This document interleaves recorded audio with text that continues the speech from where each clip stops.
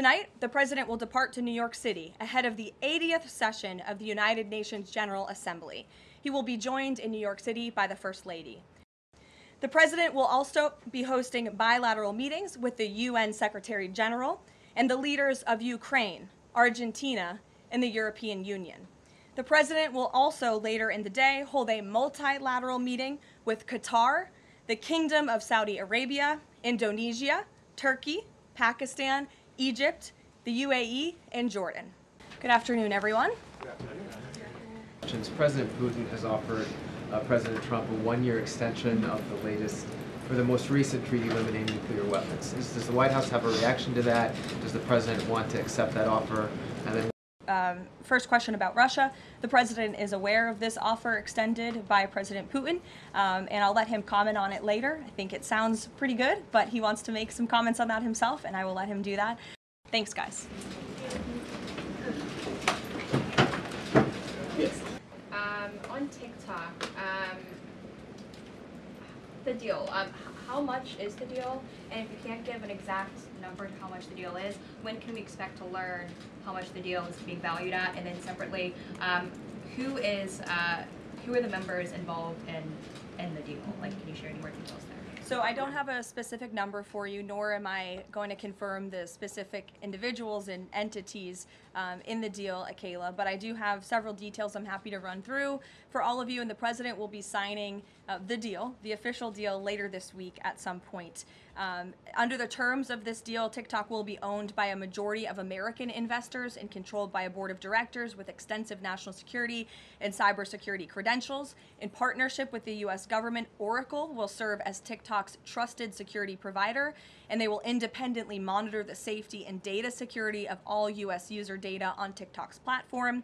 Americans' data will be stored securely in the United States without access from China. All U.S. user data will be stored on servers operated by Oracle in the United States, protected from surveillance or interference by foreign adversaries. And the algorithm, I know this is a question many of you have had, will be secured, retrained, and operated in the United States outside of ByteDance's control.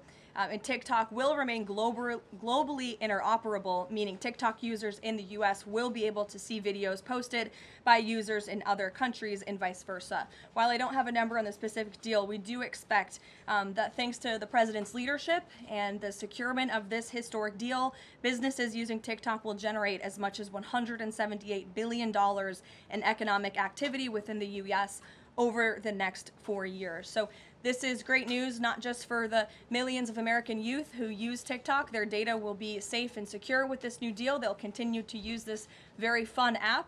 But it's also great news for all of the small business owners who have really been able to make a living off of the use of TikTok as well. And if I could just... Discussions are ongoing with both Republican and Democratic members of Capitol Hill. I don't have any meetings or any scheduling updates for you today, but what I will share is that what this White House wants and what Republicans want. We want a clean funding extension to keep the government open. That's all we're advocating for, a simple, clean budget extension, a straightforward, responsible solution to keep the government open to November 21st and allow the full year appropriations process to move forward. And I will add, this is the same budget that the Democrats approved 6 months ago, just adjusted for inflation.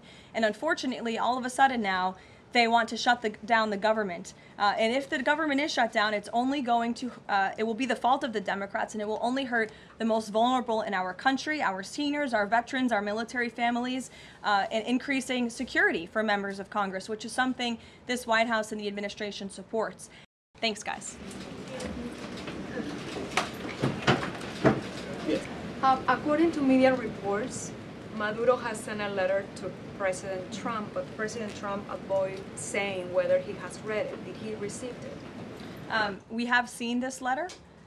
Frankly, I think there were a lot of lies that were repeated by Maduro in that letter, and the administration's position on Venezuela has not changed. We view the Maduro regime as illegitimate, and the president has clearly shown that he's willing to use any and all means necessary to stop the illegal trafficking of deadly drugs from the Venezuelan regime into the United States of America. Context of the letter?